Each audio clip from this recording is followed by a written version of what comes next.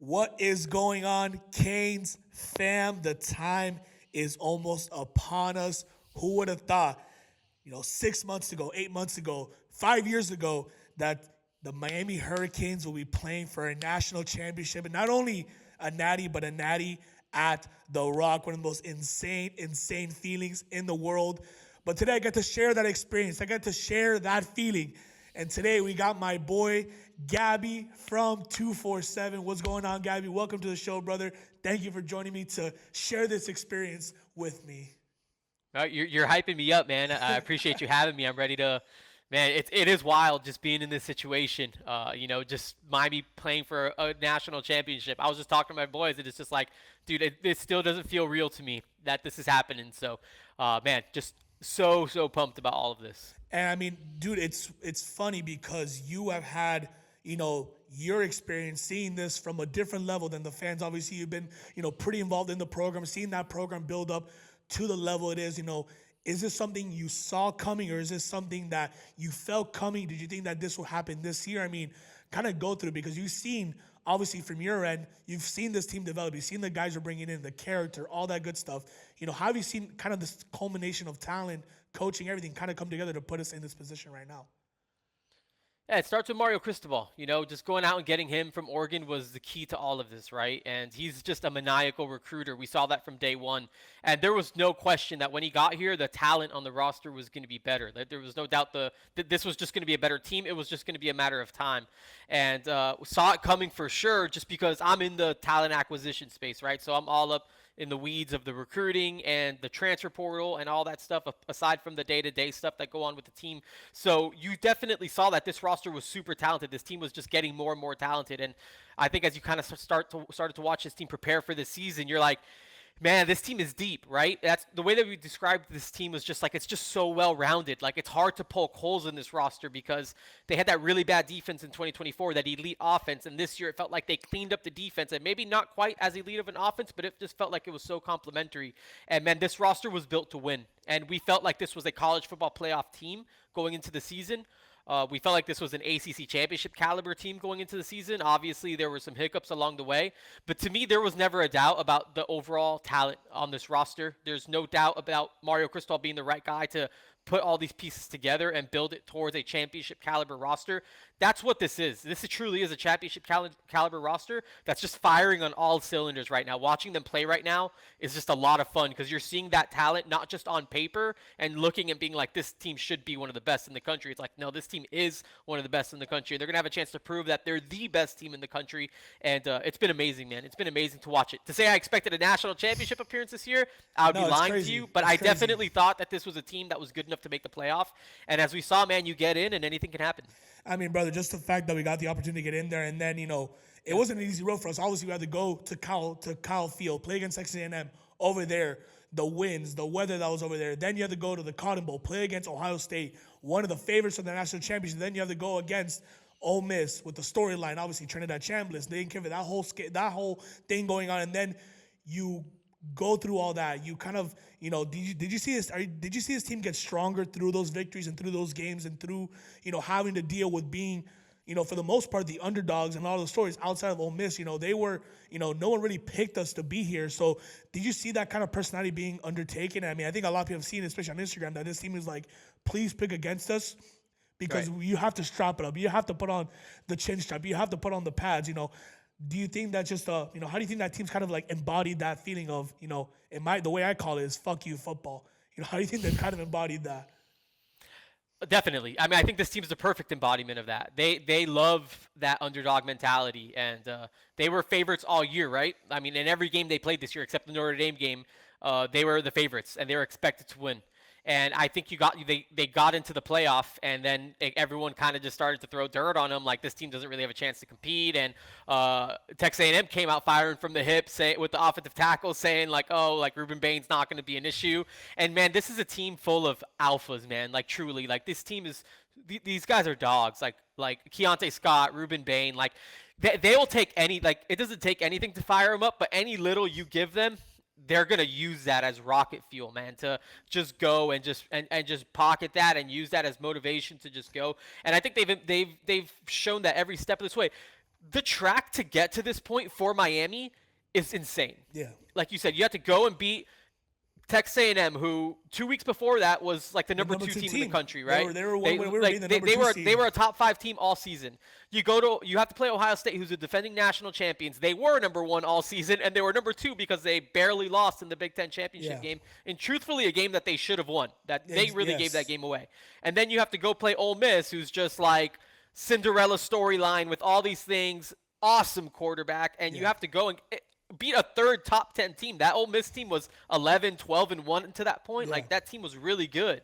Had beaten I think Georgia, all those teams were Georgia. top 10 in the CFP. They were all 3 top 10 teams, exactly. And you handled all 3 of those opponents to get to this point, and they've done that really with an underdog mentality. I think even in the Ole Miss game, I don't know if there was really like an underdog mentality, but I was at the stadium, and it felt like there was a lot of Ole Miss fans, and it felt like almost like an Ole Miss environment, like a pro-Ole Miss environment. So there was kind of like an underdog nature with the environment, and this team has been awesome in responding to those situations. And look, that's the way they're talking about Miami now, right? They're talking about Miami. This Indiana team has just blown the smoke out of everyone. They, destroyed Alabama and Oregon, and they're going to do the same to Miami and the 8.5-point spread. And it's like, brother, not this team, man. This team's different, and I'm really excited to watch them play on Monday. No, and listen, let's get right into this game. Obviously, Miami, I think right now, correct me if I'm wrong, we're about 7.5, 8.5-point underdogs against this Indiana team. They're basically saying right now, if Indiana wins, they're one of the best teams in college football history, which is crazy. But the question I want to ask you, obviously, you've seen them have very impressive wins, dominating wins over the likes of Bama, the likes of Oregon. Is this Indiana team just built to bring out the worst in teams, or are these teams just having their worst games possible against an Indiana team that just, is very good? You can't have those kind of games against them. I mean, Indiana is super well coached and fundamentally sound, and Kurt Cignetti is the hype is real, and his coordinators that he's been with for a while, those guys are legit, and they play a different style of football, right? And you have to be on it, and they can expose you. And they've proven that. I mean, to go and beat Alabama the way you beat Alabama, like, I don't care what you think about Alabama, that's impressive. And to beat Oregon the way that they beat Oregon, regardless of how you feel about Oregon, and their offensive coordinators, a head coach of an SEC school, and the defensive coordinators, a head coach at an ACC school, and they got a lot going on too. Like, regardless, you got to go out there and you got to play. And Oregon and Bama both have some big boys. So, I mean, I have the utmost respect for Indiana and what they've done to get to this point, and they are extremely, extremely impressive and worthy of being considered the number 1 team in the country. And so they've been great. But I do think that just with this Miami team, it's just a different type of matchup for them. And I think Miami, you go back and you watch, some Indiana stuff from, throughout the season. They're human, right? This isn't some they talk about them being the best team of all time, and it's like, I think that's kind of crazy when you consider, like, I mean, obviously I'm biased, but the 2001 Miami Hurricanes, 100%. I don't think you put them in that discussion. I think even Canes, the 19 LSU team, like there's right, a couple exactly. of teams that have that right to call themselves one of the best teams. Right. And look, if they do it, they're going to be impressive because the path to doing it would be as impressive as anybody's. But I don't know if I'm ready to call that team, regardless of how this looks, like the best college football team of all time. No, 100%. Let's take a pause. Did you just pin him on the thing? Press the pin on there, and then the layout might have changed. Dave might have jumped out. So just go to layout and just put up the one screen. Okay, we're back. Yeah. I think it should be already pinned. Okay. All right. My bad, brother. The orientation of the 2 box change up. So yeah, exactly. I mean, obviously Indiana, very impressive, but I think the most interesting thing about this game is that we have a common opponent. I think people are very easily forgetting that we both played Ohio State, and I don't know if you heard it, but I don't want people to think that, Ohio State lost to them, they're not that good. They're frauds. Like, listen, brother, they were favorites to win this thing. And we have a common opponent. We saw them, win, but obviously Ohio State missed field goals, missed opportunities, did all these things. Miami goes in there. And I think that was the best Miami Hurricanes performance I've seen in my lifetime, just going in there and just giving belts to Ohio State. Obviously, they had their 14-point, but we were in control that whole game. So you look at that, do you take a lot of that into account when you're looking at this game and how Miami can match up against Indiana through that common opponent? Or is this just you have to wipe all that out because this is essentially the last game of the season? It's the last game for a lot of these guys playing out there today or during the game. No, I think that there's definitely stuff you take from that. And I think we kind of, just in my world, like I kind of did the same thing when we were discussing Texas A&M, right? These are all just data points, right? Like, you watch, you don't say Miami beat Ohio State and Ohio State had a close game with Indiana, so Miami's better than Indiana. No, yeah, It's yeah. just, I feel like you see like the style, like stylistically, right? Yeah, You exactly. see that there's a formula to how did Ohio State limit Indiana? Does Miami have similar personnel to Indiana? I mean, to Ohio State in different contexts, right? And I think when you watch that Indiana and Ohio State game, I think you see that there are ways where Miami can frustrate Indiana if they're able to execute, obviously, because you saw the way Miami executed against Ohio State, and I would personally argue that Miami performed better against Ohio State than Indiana performed against Ohio State. Yeah, That was yeah. a 13-10 game. I thought Miami was way more dominant. I thought Miami was way more in control. Think they did a way better job of limiting Ohio State. Look, you mentioned Ohio State missed a field goal. They also went for it on 4th and 1. They ran a QB sneak from like the 5-yard line.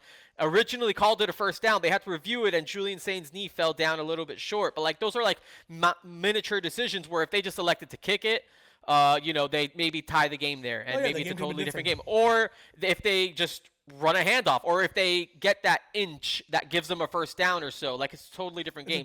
I feel like that Indiana Ohio State game was truly a game of inches, and I think when you watch Miami and the way Miami matched up with Ohio State, I think they were way more dominant, especially on the line of scrimmage, than Indiana was against Ohio State. And I think that Ohio State defensive front, which kind of struggled against Miami, gave that Indiana offensive line way more trouble than they gave that Miami offensive line. So I think the trenches is going to be a huge factor in this game. And everyone talks about Indiana and the way that defensive line twists and turns and picks and stunts and all that stuff. And they do all those things. They do it extremely, extremely well. But I think this Miami offensive line is also a little bit different than anything that they've seen. Not just because people were talking about, the size difference. I'm not saying it because they're bigger. Yeah. I just think it's because they're better. Yeah. And I think it's just because I think they're well coached and very disciplined. So. Yeah. I mean, look, I'm a big Canes guy, and I love our trenches. I mean, when you tell me, hey, we're going to win through the mud, through the gutters, I'm like, I love it. I love being the trench bullies of college football. But this whole misconception of like, hey, Indiana's small, they're not that good. I'm like, listen, guys, we saw Aaron Donald run the NFL for a couple years, and he's an undersized D lineman, and he's about to be a first ballot Hall of Famer, one of the best D linemen in history. But, you go, like you said, you give those kind of like, we've seen a lot of good D-lines throughout the year. You've seen a lot of good defenses throughout the year. The A&Ms, the Ohio States, obviously. And you saw that they were able to control them, which leads me to our next point. Where do you think, or what position group do you think is really going to be the spearhead in this game for the Hurricanes? And what position group do you think you're really going to lean on? It can be a whole unit as a whole, or it can be one side of the ball, but what unit is it that's really going to be that kind of X factor in this game against Indiana? For me, it's the defensive line. I think the most important thing that Miami needs to do in this game is make Fernando Mendoza uncomfortable. He's an absolute surgeon with the football. He's the most efficient and effective quarterback in the country. He's the best. I mean, he's the Heisman Trophy winner. It's extremely deserving. He's as good as everyone says he is. And I think the way that you contain him is by you gotta get to him. You gotta rattle him up, and he's not very easily phased, and he can make throws in the face of pressure. But you gotta hit him. That's the only way to get to him. Again, you kind of go back to the Iowa game. You go back. You watch the Penn State game. You go back and watch the Ohio State game, and it's just like the moments that you're able to get him and kind of get him off his track and make him have to second guess himself and run around a little bit. That's how you limit and contain Fernando Mendoza. He's going to get his, and he throws those back shoulder balls that will drive you absolutely crazy because he's so elite at delivering those back shoulder balls, and his receivers are so good at going out and getting them. And receivers, man, those receivers go and get those things, man. Man, they're good. They're really, really good. Those guys go up and get receivers those are for real. balls, man. They man. go up there and they grab them, they snatch them. Yeah, man. I mean, Elijah Surratt is elite at that. Omar Cooper's really good at that. Cam Becker has emerged as a huge, huge weapon for them. Had a two-man jump ball, and he caught it in the back, like in the end zone, falling backwards. Yeah, man. They're super, super talented. I mean, again, I don't care what the stars say. People talk about, they have no 5-star. Like, that's a really good football team, man. Like, that's a really good, experienced, older football team, which it wins. That in college football, older teams win. But look, Miami's really. I wrote this earlier in the week on our site. Like, Miami's obviously not as experienced as Indiana, but Miami's pretty experienced. Like, Miami's no slouch. We got battle wounds for sure. Yeah, exactly. Like, from a snap standpoint, it's really not like this huge gap as far as just like how experienced Indiana is versus Miami. So, man, it's going to be an interesting game. But I think the D line, man, because I think this has to be, Ruben Bain and Akeem Mesidor were like quote unquote quiet against Ole Miss. It's because they get the ball out fast, Yeah. and Trinidad Chambliss was awesome. But this needs to be one of those games where it needs to be like the Ruben Bain, Akeem Mesidor games where it's just like this is it, man. They got to empty the tank, and it's got to be 4 quarters of just chasing Fernando Mendoza around the yard. That's the only way that Miami's going to contain this Indiana No, offense. I mean, and you look at some of the plays, even in that Oregon game. I mean, he fumbled a snap, ran around. I mean, and he recovered his own fumble. But I mean, you talk about a play that could have easily changed. I think they were down 14-7 at that point. They could have recovered that fumble, made it a tie game, and completely changed how that game would have happened. Obviously, he recovered his own fumble. He got the touchdown, whatever. But I do agree that putting Fernando Mendoza, I think that goes for a lot of quarterbacks. You put him in a bind, you make them uncomfortable. Eventually they're going to go make mistakes. But I mean, for me, I also look at, and a lot of people are looking at, obviously, this Miami run game. Do you want to run it every single down? Do you want to give Carson Beck his chance to throw? How do you kind of see this game happening? Do you see this really leaning on this run game, or after seeing how Carson Beck has really kind of been playing these last couple of games, playing really good football, especially in that Ole Miss game? That last drive was a Carson Beck clinic. People don't give him enough credit for that. And Ohio State wasn't amazing on the stat sheet, but he played a hell of a game, made some big throws. So do you really think that, or do you see this offense really just saying, hey, Carson, go out there and lead some drives for us, man. We're going to obviously run the ball like hell, but we trust you enough to go and sling this thing around and get us some scores using your arm. Yeah, no, I think Carson Beck needs to definitely be on, he's going to get his opportunities to make plays in this game. He has to. Miami wants to run the ball. There's no doubt. Miami is a physical front. They're going to run the ball behind that big offensive line. Mark Fletcher has been playing some of his best football, but Carson Beck is going to have his chances to step up in some big moments. I mean, we saw that in the Ole Miss game. We've seen that throughout the playoffs. Like, people can take this the wrong way, but I think Carson Beck has been just an excellent game manager throughout this playoff run. Really, since that, it's not a knock on him at all. No, it's not. It's not. He's protected the football. He's made the ball. He's helped Miami move the sticks. He's been great on third down. He's helped Miami sustain some of these really long drives.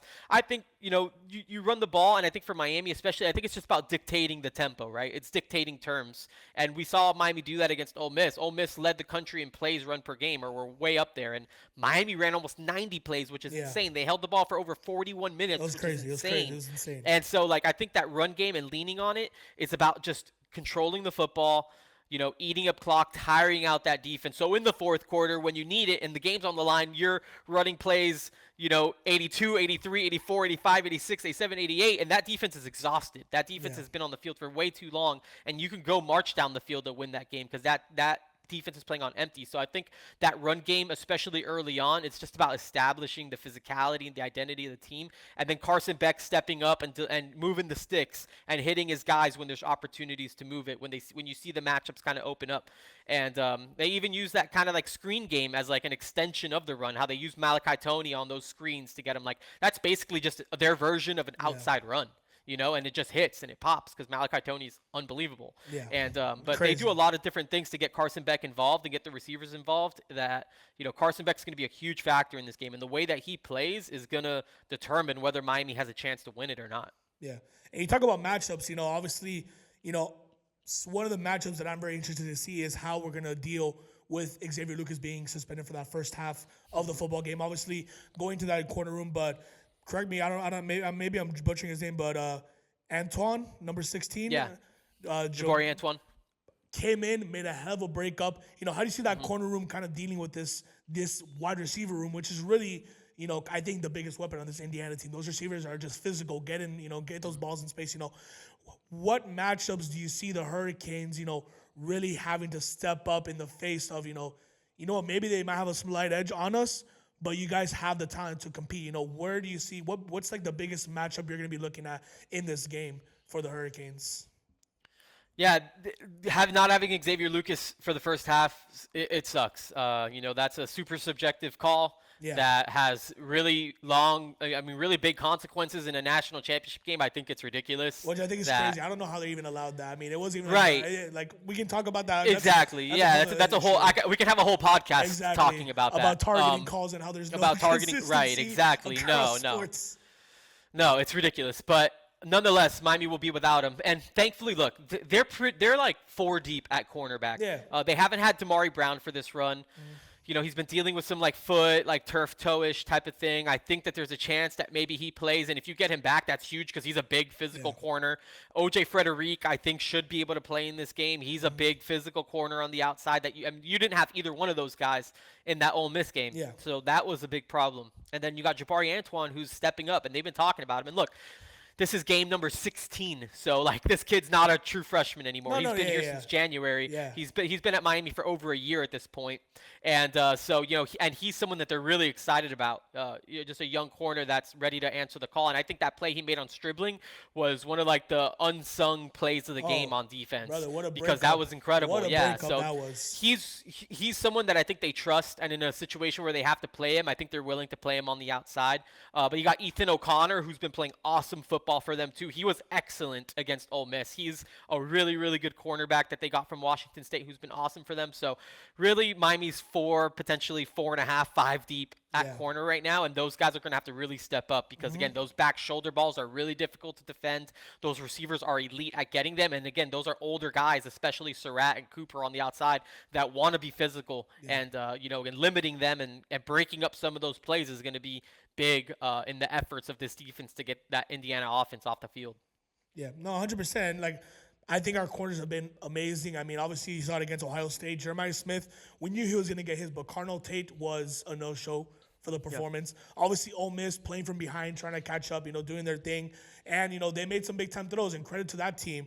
But I do see this team, really honing in on that physicality. And I think that's one thing that I think people are noticing is that we are bigger on the outside. We have some size to really combat against it. But, I mean, I saw that Oregon game, and I was impressed. I mean, it was impressive to see those guys. But looking now at the game as a whole, what do you think are the biggest keys to this game, right? Because right now the notion isn't so much, how can Indiana win this game? It's like, how can they lose this game? But I believe it's a lot more evenly matched. So what do you think are the key kind of moments or key facts that, are going to give the Canes a chance to be crowned national champions once those 60 minutes are up? Yeah, for me, I think Miami is... Again, I think Miami's good enough to win this game. Yeah. I don't 100%. View Miami as an 8-point underdog. I think that's a slap in the face again. You're right. They did truly, 10 yeah, it is. Ohio State, and they messed up bad. Whoever picked Miami plus 7.5 made a lot of money on us. So right, and I think it's similar to that, where it's just like the perception and the reality are just not really lining up. And I felt that. I mean, the Ohio State game, I understood it more. In this game, I don't quite understand it. I think it's just a little bit too much of everyone kind of getting caught up in the moment of all of this and kind of forgetting who Miami kind of is. Game went, you're like, Jesus, if they did that to Oregon, Miami. But Miami's better than Oregon, and Miami's better than Alabama. I think they're honestly totally different teams. Yeah. So for me, I think the key to this game is Miami playing clean football. I think what we've seen in this playoff is that if Miami doesn't shoot themselves in the foot, they're really, really hard to beat. Yeah. And look, in this Ole Miss game,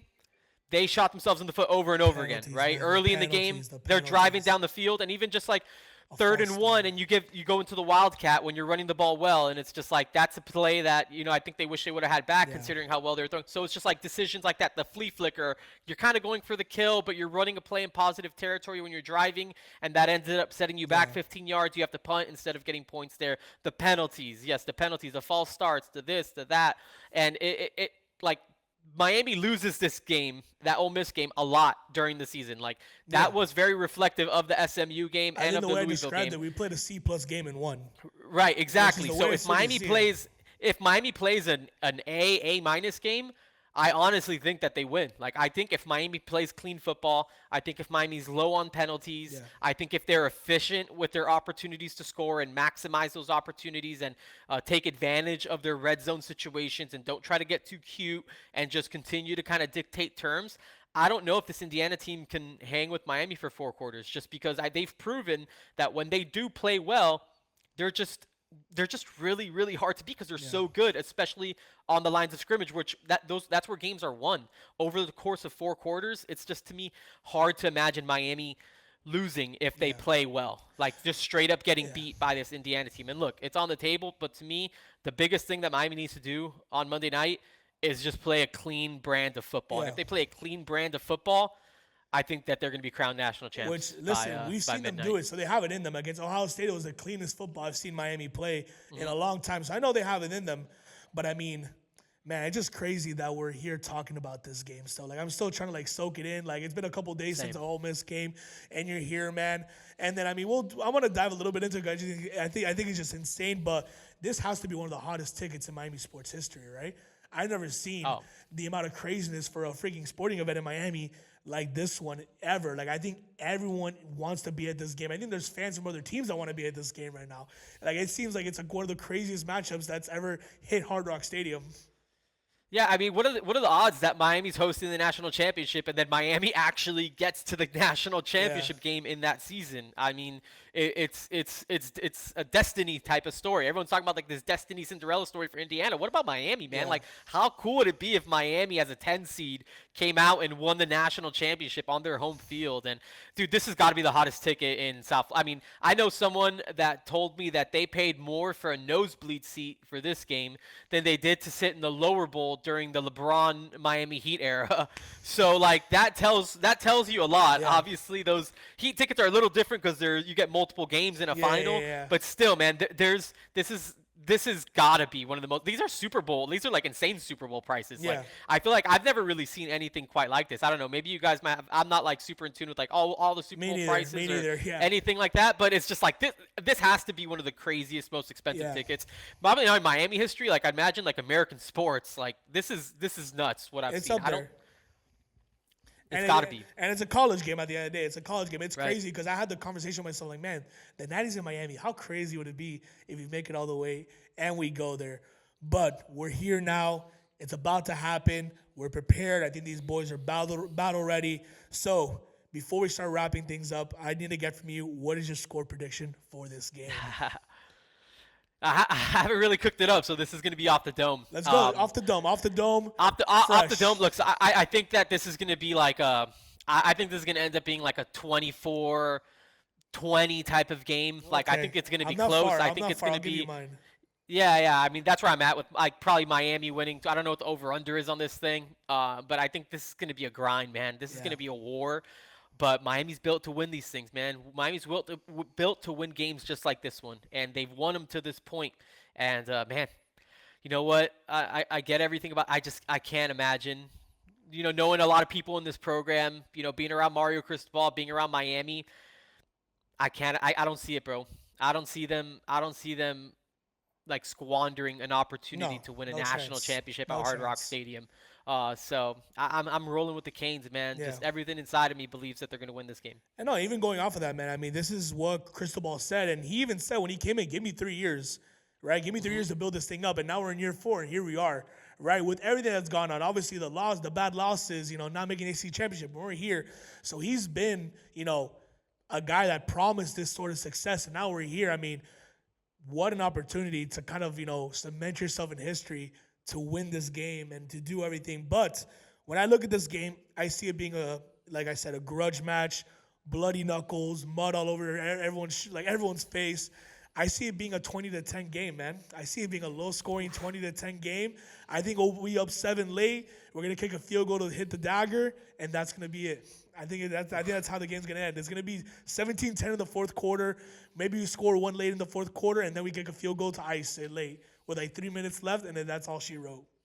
That's how I see it going. I'm here for that. I'm here for that. And listen, man, people don't like low-scoring football games, but listen, I think those are good games. A lower-scoring game is a great game. Those fights in the trenches and those wars on the line of scrimmage, that's football, man. Texas A&M, that's bro, Miami football. So that's a football. Bro, that game had me on the. I feel like those games, watching it on TV is probably more frustrating than being there in person. Because in person, you just know that like this game is one play away. One play away changes this game. Like one play changes this game. Yeah. And it's not like, if they score, then they're probably gonna score and all that stuff. It's like, nope. Like who's gonna break through here? And I think this could definitely be one of those types of games where it's just like, man, like at any moment this thing could teeter-totter one way or the other. And I bet there's gonna be a handful of plays that we look back at and be like, those were the difference. Like that's why this game finished the way that it did. All right. Yeah, bro. Listen, man, I'm excited. I think all of Miami's hyped up. Even people that don't watch football, they're like, I think I'm gonna cheer on for you on this game. Might as well. Oh, bro, people are Like- super hyped up. Everywhere I go, I mean, I'm going to Publix, and it's Brother. like Kane stuff. Everyone's got flags on their car. Brother. Everyone's everywhere. My daughter's school is doing Spirit Dude, Day tomorrow, it's- so all the kids are wearing stuff to school tomorrow. Listen. It's just like, it's awesome. Like, this is the best, man. And Like, there's come no on. school, there's no place that loves this matchup more than Christopher Columbus High School. Let's like, Oh, there's come no on. place that loves it more than the C. I'm a C Pride guy. I love this. Oh, man. yeah? Let's I go. went to That's Columbus. Yep. I'm all for this, man. Obviously, we got a lot of C Pride blood in this game. They're obviously super excited having guys on both sides of the ball, which is a crazy thing to think of too. You have guys on both sides from your high school, so I'm excited, man. Obviously, Fern, he was on our podcast. Like I said, man, obviously he's on the other side of the opposition, but so much credit to him and what he's done. But look, man, I'm excited. I'm hyped. I know you're hyped. So to wrap this up, I'm gonna have a couple rapid fire questions for you. Okay? Let's do it. So first and foremost, what's your natty fit, bro? Because this shirt right here, I've worn it all playoffs. I've worn this shirt and hat combo all playoffs, and I've not taken it off. I've worn it every single game. And every single game I've worn this combo, we have won. So I'm sticking with this. That's why I'm wearing it right now. I need to keep the superstition going of That's right. this. So so I'm working, right? So I sit in the press box. So I have to go neutral, Dang. unfortunately. Dang. So I don't know, man. I'm a quarter zip guy. I'll probably wear one of You these gotta wear quarter something zips. underneath. And You gotta wear something underneath. yeah, I have like this white Miami Adidas polo, so I'll probably wear it under. Like, I'll just have the white collar under, but you got to know that I'm repping it right on my heart, bro. I got the Dang. logo right here, bro. Hey, bro, that's Always. crazy. I forgot that. That's crazy. You're gonna be in the press box. Do you know I'm what? being the press box, bro. I I'm remember working. being at a couple games, and like when I was at UM, because I went to UM too. I'm a UM alum. Oh, I used okay, to cover cool. the games back in the day, and like I was on the sideline for the Nkosi Perry comeback against FSU, and I couldn't celebrate. And I wanted to run on the field and like start like high fiving guys, but I couldn't. I had to be like so mellow about it. That's right. But that's crazy. And then It's tough. Number two, who do you think ball game ends? Who will be crowned the MVP of this game? Oof, I think it's gonna be Ruben Bain, man. Ruben Bain. I think he's gonna be a terror, and I think if Miami wins, he's gonna play a huge reason in Miami winning this game. I got a hot take, man. I think it's gonna be one of our old linemen. Oof. I think it's Yeah? gonna be Francis Mauinoa. All right, bro. I'm here for that. Hey, man, you gotta show the big guys some Listen, love. dude, I played O-line when I was playing ball back in the day, man. So I would love to see an O-lineman get an MVP. And why not, bro? That guy's been our anchor all year on that offensive Oh, line. he's the best. So he's He's been elite. amazing. He's been amazing. And then third and last question. After we win, right? Because we're positive here. After we win, where's the post-game celebration gonna be? I'll be at La Carreta. Where are you gonna be, bro? Brother, if I can make it to Burden 87th, by the time I'm done By the doing all time my you get stuff out I of gotta there, bro. do, By I'm the time there, you get bro. On out my of way there. home, I live in Palmetto Bay, bro. On my way home, I'm pulling right off of that exit. I'm pulling right off on Bird Road. I'm doing a drive-through. I'm getting on 87th. I'm Yeah. booking it back. To the Palmetto Yeah, South yeah, to get yeah. back home, bro. So if we win, I'm definitely driving past La Carreta on the way home. But listen, man, like I said, this is just a crazy experience. What a season for the Canes. What a season for Mario Cristobal. I don't want to be the jinx, but regardless of anything, what a season for them. And, like I said, I'm very confident they're going to wrap things up. So with that being said, brother, let's wrap this thing up right here, man. I appreciate you being with me today, man. Hopefully we get you at a post-game celebration pod once this is all said and done, brother. But I do appreciate you taking the time and being with us today, man. Thank you, bro. Thank you for having me, guys. It's been a pleasure. All right, guys. Well, listen, wear your orange, wear your hats, rock the Ibis, rock the U.